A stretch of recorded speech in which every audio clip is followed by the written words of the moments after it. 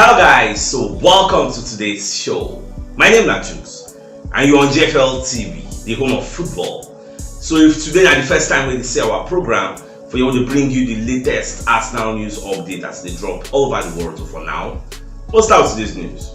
Alright, so Mikel Sylvester will be one of the football pundits out there. So Baba can come as I want to express an opinion on Arsenal's title challenge. So you're going to ask one question. So Baba can ask you, can Arsenal sustain their title charge or challenge this season? Yes, so that's a question where we say many people don't they ask. Yes, because when you look at Arsenal, they have some pockets of problems in the middle of the pack with Thomas Partey coming on and off. And when you check the striking department, there is a vacuum there. Arsenal need to sign somebody. So for that reason, Babakar said the way in the year, staying still they optimistic. Say Arsenal will sustain Arsenal's title charge because the way we him takes here, you know they look the likes of Liverpool or any other person or Tottenham Hotspur. If you say Arsenal may still be the biggest threat when they face Man City, and Man City knows this. That is why Man City always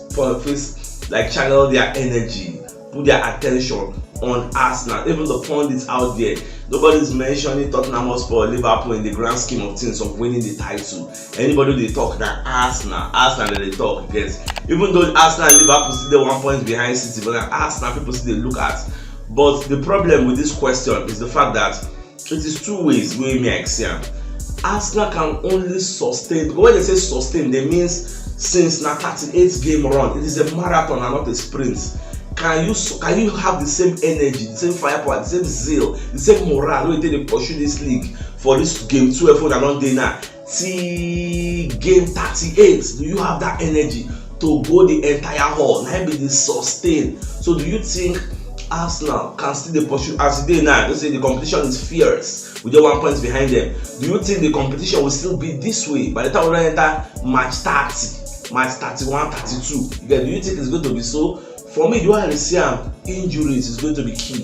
What we do in January is going to be key. As long as Arsenal signs players, in January, then those players. Remember saying that still that kind of January will bring in Trossard. We can come inside, give us some kind of assist, come help us. That is like the first time we Trossard the full start the season now. So that's what we're talking about. Bringing somebody in January that will come in and hit the ground running. The way Trossard came in and hit the ground running.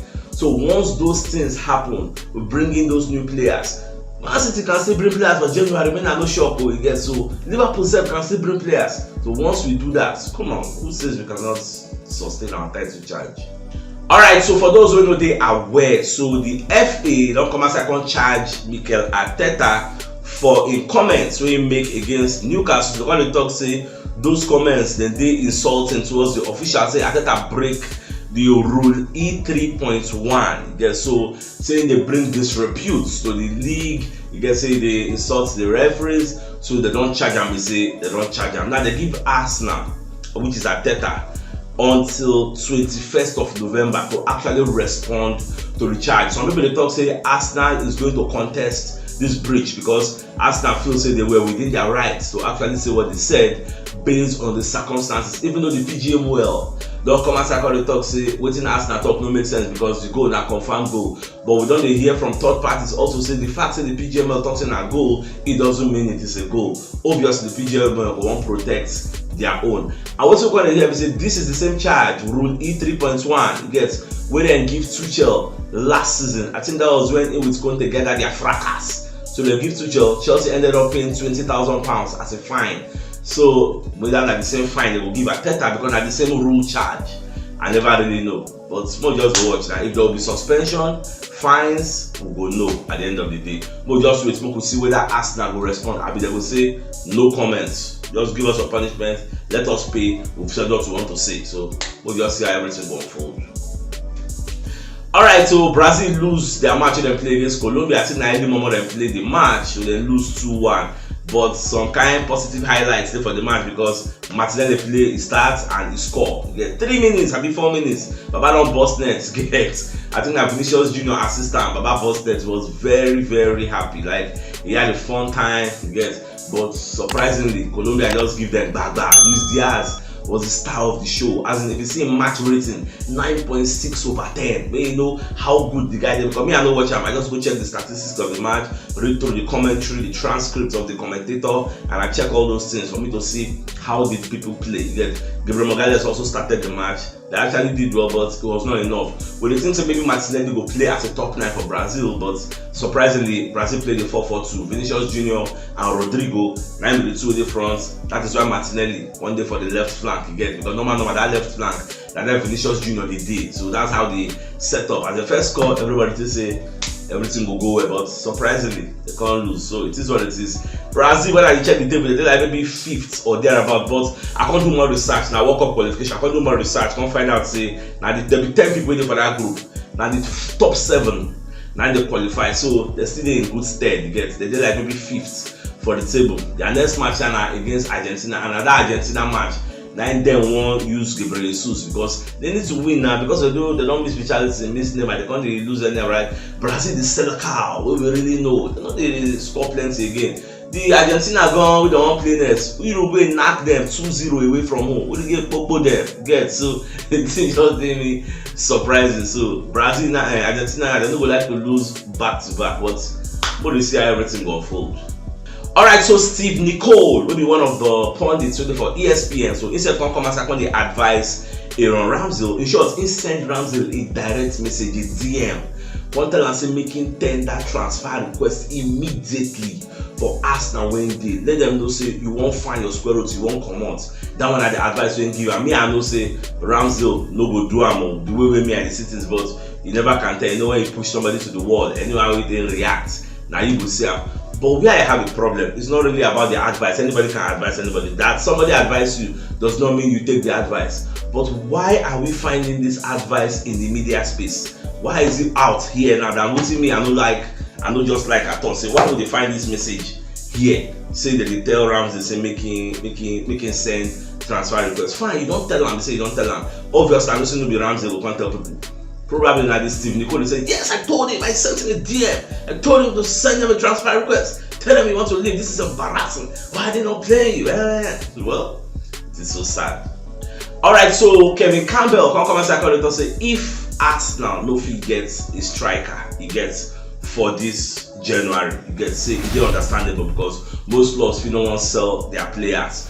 But for the summer, there is no excuse. You must make sure you actually sign Ivan Toney or Osimhen, and the 2 players were in the list. They make Arsenal go for. So January, fine. If you don't get that, people will still understand. Say, okay, no be our fault. Now the selling clubs no good sell. But you see, say for summer, I'm making no waste time. When you look at Napoli now, Napoli don't sack their coach Rudy Garcia. Get one Materazzi, one of the former coach of 10 years ago. They come on resign her because the way they play, they know they win games like that again. And again, when they see me go injury, the players don't come back. So all those things can affect them. All those Politano, they don't really live up to expectation. But it is what it is. The question now becomes: will Napoli sell Osimhen to Arsenal? This is how they hear say Brentford don't offer Ivan Toney a new contract. Ivan Toney say no get problem with the new contract. After all, they will increase in salary. They won't do what Juventus do for Figoli. The Figoli be say he get banned. They can't give a contract extension, increase in salary to let them know say we dey your back, but I'm not shaking. But this Brentford own it is coming late after the guy. How many months remain now? The guy banned will elapse. So Ivan Toney get grudge against Brentford. So they don't really protect them when they face this betting escapade. But now they give them an ultimatum. Say I will sign your contract extension, but you need to put a release clause so that if somebody wants to sign me, a reasonable one, not just any high figure like all those Real Madrid that back away they put 1 billion. So you need to put something reasonable, maybe in the region of 60-70 million, so that anybody that wants to buy me, no negotiation, will just break the buyer clause, go just carry me. So now where did they get this agreement? Be that so? We'll just watch. Any way things don't unfold, I will let you know. Alright, so what you call it here now? Riso say that won't keep Kylian Tierney. See that they impressed with his inputs. Say Kylian Tierney already do very, very well, so they impressed. They like everything when they do for them. So £30 million now they want offer for Kylian Tierney. Say in the grabbing flow, may come play for them. Well, This is what it is. Me, I don't say Arsenal will use Kylian and say they'll recoup some funds, raise revenue, add to Balogun money, use and buy somebody. That was the way me I decide, because sadly Kylian is a good player, but he don't really they fit for purpose for Arteta style of play. So it is what it is. And the manager get the financing, because if things go wrong, Naim they will also sack. So we'll just free the matter. Alright, Neil Queen, Kokoma Psychology say in they enjoy watching Arteta's Arsenal play. You can say Arteta is breaking new grounds. So when Arsene Wenger come for this EPL, he sets new things like the style of play, he change everything. Arteta Wenger can't go, Pep don't come in now. They reinvent the wheel, go bring new styles, do some kind of things where people they emulate. Now Arteta time. Arteta said don't they add some kind of things. Don't learn from Pep, learn from Arteta, learn from Ronald Koeman. They put in your inputs, they do one or two. So we are seeing all these things in our before. So well, we're very, very happy saying our manager, and he's a modern day manager where they think, go far. The guy is a critical thinking man.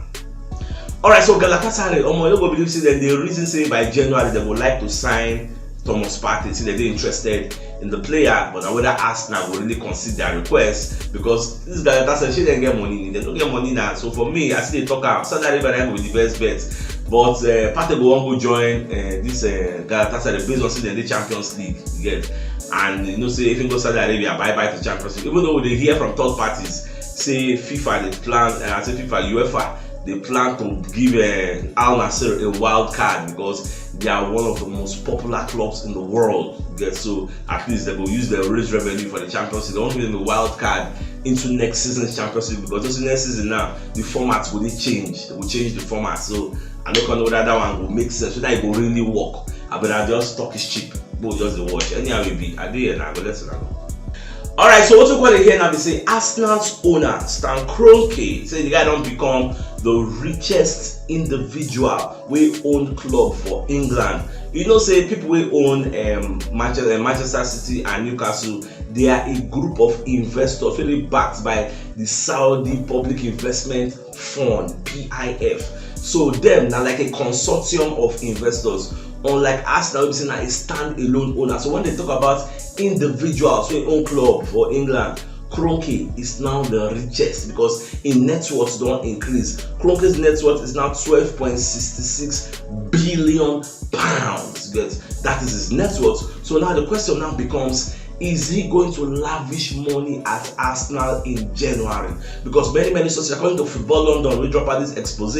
One of our community members and sent that to me for the DMC CHUKS. See this news, verify. I can't read them. Say confirm now. I confirm it because I can't do some Google search and all that. I can't say it is verifiable that his net worth has increased, because he gets so many clubs for England, for USA, all those basketball, those different competitions where the guy they reinvest.